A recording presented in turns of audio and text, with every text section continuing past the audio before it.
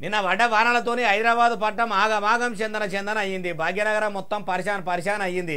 సందులు గొంతులు మొత్తం చెరువులు కుంటలను తలపించినాయి. సడకులైతే వాగుల లెక్కనే మారిపోయినాయి. పడక పడ్డ వానతోని పట్టణం ఎంత పరిశాల పడ్డదో ఇగో మీరు కూడా చూడండి. అయ్యో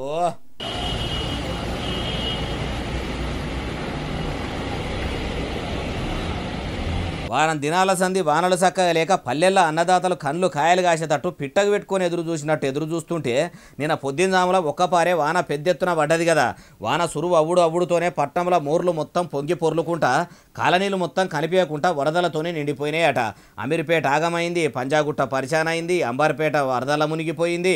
మొత్తం వరదలతోని అతలాకుతలమైంది. నాలాలు మొత్తం పొంగి పొర్లేసరికి రోడ్ల మీదకి నడుమల మంటి నీళ్లు వచ్చి ప్రయాణికులకు మస్తు తిప్పలైంది. కొన్ని బండ్లు వరదలకు కొట్టుకపోతే ఇంకా కొన్ని బండ్లు వాన నీళ్ళలో మునిగిపోయినాయి. ఇట్లా పట్టణంలో మొత్తం ఆగమాగం జగన్నాథం అన్నట్టు తయారైంది. అయ్యా హైడ్రాపేపర్ రంగనాథ్ సారు, మీరు పట్టణంలో నాలాలను మొత్తం సాగు చేస్తున్నాము, వాన శనుకు పడితే వాకిట్లకు రాకుండా మోర్ల పొంట పోయేటట్టు సవలతులు చేస్తున్నామని మైకు దొరికితే చాలు మొత్తుకుంటారు.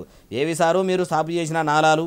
అయినా మీరు ఇట్లా పట్టణంలో మొత్తం వరదలు రాకుండా చేయాలంటే ఈ తేపనే కాదు ఇంకా 10 తేపలు చేయి సర్కార్ ఏలుబడిలో ఉన్న హైడ్రా ఆఫీసు అట్లనే నడుస్తున్నా కూడా సాధ్యమవుతుందా? మీరే చెప్పాలి, మీకే తెలవాలి సార్ అంటుర్రు ఈ ముచ్చటిన్నోళ్ళు.